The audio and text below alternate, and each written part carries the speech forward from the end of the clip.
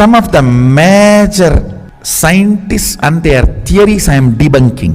E equal to not mc square.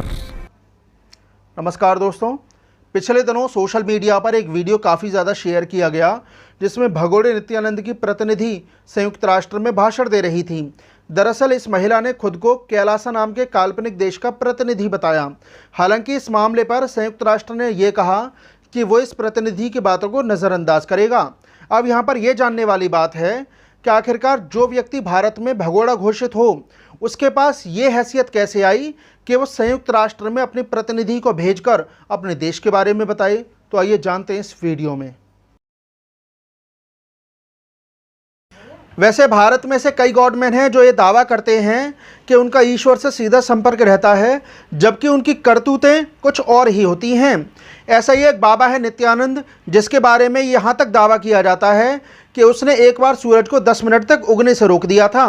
इसी बाबा की प्रतिनिधि का वीडियो पिछले दिनों सोशल मीडिया पर काफ़ी ज़्यादा शेयर किया गया और इसने काफ़ी ज़्यादा सुर्खियाँ भी बटोरी। दोस्तों, ये वीडियो सोचने पर मजबूर करता है कि नित्यानंद के पास कितनी अकूत संपत्ति है कि उसने अपना एक अलग देश बसा लिया। हालांकि अभी इसे काल्पनिक देश ही बोला जा रहा है और इसका पूरा नाम यूनाइटेड स्टेट्स ऑफ कैलासा बताया गया है। ये वीडियो उस वक्त सामने आया जब स्विट्ज़रलैंड के जेनेवा में यूएन की एक आम बैठक चल रही थी। ये ऐसी मीटिंग्स होती हैं जिनमें कोई भी अपने विचार रख सकता है। इस मीटिंग के दौरान ही वहां आए हुए प्रतिनिधियों से सवाल पूछने को कहा गया, तो उसमें नित्यानंद की जो प्रतिनिधि है उसने ये बातें कहीं। This question is about the rights of indigenous people and sustainable development. I'm here representing the United States of Kailasa. I'm the permanent ambassador, Vijayapriya Nityananda. So, Kailasa is the first sovereign state for Hindus, which is established by the Supreme Pontiff of Hinduism, Nityananda Paramashivam. दोस्तों, इस video में दिखाई गई महिला ने अपना नाम विजयप्रिया नित्यानंद बताया और उसने ये भी कहा कि वो यूनाइटेड स्टेट्स ऑफ कैलासा की यूएन में स्थायी राजदूत है। इसके अलावा विजयप्रिया ये भी कहती है कि कैलासा हिंदुओं का एक पहला संप्रभु देश है जिसे नित्यानंद ने बसाया है। इसके अलावा विजयप्रिया ये भी दावा करती है कि कैलासा विकास के मामले में एक सफल देश है, क्योंकि यहाँ पर लोगों को रहने के लिए छत, खाना और मुफ्त मेडिकल सेवा उपलब्ध कराई जाती है।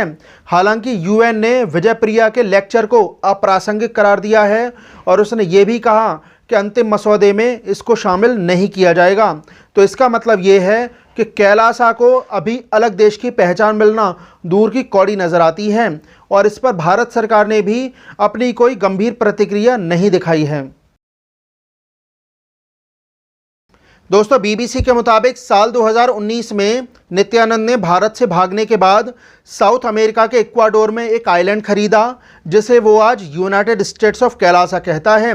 जबकि उस समय इक्वाडोर की सरकार ने बीबीसी को बताया था कि नित्यानंद को इक्वाडोर में शरण नहीं दी गई है। वैसे तो दोस्तों, नित्यानंद के बारे में कई खबरें छपती रहती हैं। एक खबर तो द गार्डियन में भी छपी थी। वो खबर ये थी कि 2 सीनियर कंजर्वेटिव्स के बुलावे पर नित्यानंद के ब्रिटिश प्रतिनिधि ने हाउस ऑफ लॉर्ड्स की ग्लैमरस दिवाली पार्टी में हिस्सा लिया था। इसके अलावा दोस्तों, कैलासा की वेबसाइट ये कहती है कि कैलासा का अपना झंडा, अपना संविधान, यहाँ तक कि उसका अपना सेंट्रल बैंक भी है। वेबसाइट में ये भी दावा किया गया है कि कैलासा में संस्कृत, इंग्लिश और तमिल को मान्यता दी गई है।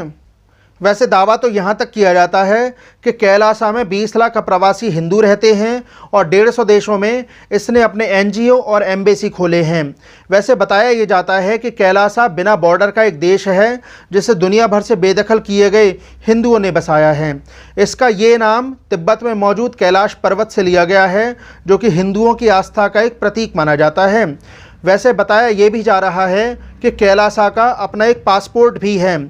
ये जो देश है ज़्यादातर सोशल मीडिया पर ही मौजूद रहता है और समय समय पर नित्यानंद या फिर उसके प्रतिनिधि नए नए फ़ोटो डालते रहते हैं और ये दावा भी लगातार करते रहते हैं कि जो कैलासा के जो प्रतिनिधि हैं उन्होंने उस प्रोग्राम में हिस्सा लिया या फिर वो फला इवेंट में पहुँचे।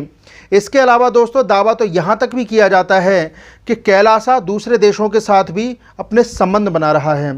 वैसे अगर किसी देश को मान्यता लेनी है तो उसे 1933 में हुए मोंटेविडियो कन्वेंशन के मुताबिक खुद को साबित करना होगा।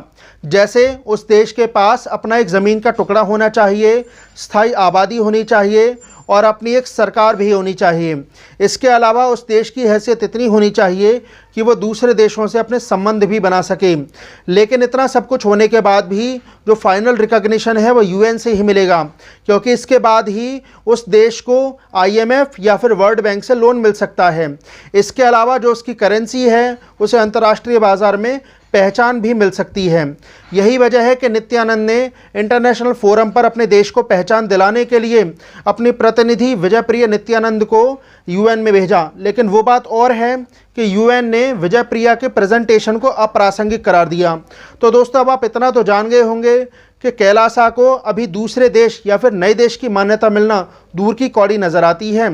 लेकिन इतना तो तय है कि इस भगोड़े नित्यानंद के पास अकूत संपत्ति है। तो अब उसकी बात कर लेते हैं। दोस्तों, नित्यानंद 2010 में तब सुर्खियों में आया जब एक महिला ने इस पर रेप का आरोप लगाया था। उस समय मीडिया रिपोर्ट्स के मुताबिक इसकी संपत्ति 2000 करोड़ रुपए बताई गई थी और ऐसा माना जा रहा है कि बीते कुछ सालों में इसकी संपत्ति में कई गुना इजाफा हुआ है। वैसे तो ये बाबा तमिलनाडु से है, लेकिन इसने अपना एम्पायर बेंगलुरु में बनाया। इसने वहाँ पर नित्यानंद ध्यानपीठम नाम की एक संस्था भी बनाई। जब इस बाबा पर रेप के आरोप लगे तो इसे कुछ समय के लिए गिरफ्तार कर लिया गया था, लेकिन बाद में इसे ज़मानत पर रिहा भी कर दिया गया। इसके बाद साल 2018 में इसके खिलाफ चार्जशीट दाखिल की गई। इस पर अपने अनुयायियों के पैसे चुराने, बच्चों को किडनैप करने और उनको इलीगल तरीके से अपने आश्रम में रखने के आरोप लगे थे। इसके बाद साल आता है 2019। उसके बाद ये देश छोड़कर भाग गया। वैसे अभी तक ये साफ नहीं है कि भारत छोड़कर कैसे भागा और जिसे ये अपना देश कहता है यानी कैलासा को वहाँ पर कैसे पहुँचा। दोस्तों, ऐसा नहीं है कि कैलासा एक नया देश है जिसे बसाया गया है। ऐसे कई देश हैं जो कि खुद को इंडिपेंडेंट बताते हैं, लेकिन वो बात और है कि दूसरे देशों ने इनको मान्यता नहीं दे रखी है। ऐसा ही एक देश है रिपब्लिक ऑफ मलेशिया। इसको माइक्रोनेशन का दर्जा मिला हुआ है। ये इतना छोटा देश है कि यूनाइटेड नेशन ने भी इसको मान्यता नहीं दे रखी है। इस देश में 34 जीव रहते हैं। 34 जीव का मतलब ये है कि यहाँ पर 30 इंसान और 4 कुत्ते रहते हैं। ये ऐसा देश है जहाँ पर कुत्तों को भी नागरिक माना जाता है। इस देश की कमान केविन बॉक के हाथों में है। ये ऐसा इंसान है जो कि हर समय मिलिट्री वर्दी पहने हुए रहता है और इसकी वर्दी पर कई मेडल भी लटके रहते हैं। और जब यहाँ पर टूरिस्ट घूमने आते हैं तो उनका वेलकम ये खुद करता है।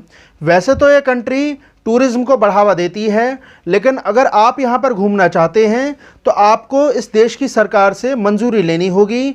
उसके बाद ही आप इस देश की ज़मीन पर पैर रख सकते हैं।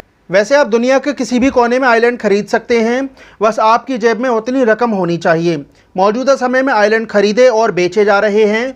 कहीं कहीं तो आइलैंड किराए पर भी मिलते हैं, यानी कि आइलैंड पर हर वो सुविधा मिलती है जो इंसान को चाहिए होती है, यानी कि पावर सप्लाई से लेकर सब कुछ सुविधा मिलती है। बस आपको उतनी रकम अदा करनी होती है और उसके बाद आप वहाँ पर अपना आशियाना सजा सकते हैं। यानी दोस्तों, आइलैंड खरीदना ठीक घर और मकान खरीदने जैसा है। तो अब आप समझ गए होंगे कि नित्यानंद ने जो ये आइलैंड बसाया है, जाहिर है कि ये उतनी ही रकम अदा करके ही बसाया होगा। लेकिन बात यहाँ पर यह है कि नित्यानंद जो चाहता है कि कैलासा को एक अलग देश की पहचान मिले, वो तब तक नहीं मिल सकती जब तक उसे यूएन अपनी मान्यता नहीं देता। तो ये देखने वाली बात होगी कि संयुक्त राष्ट्र की ओर से इसे एक मान्यता मिलती है अलग देश की या नहीं, या फिर ये एक माइक्रोनेशन ही बनकर रह जाएगा। बहुत बहुत शुक्रिया।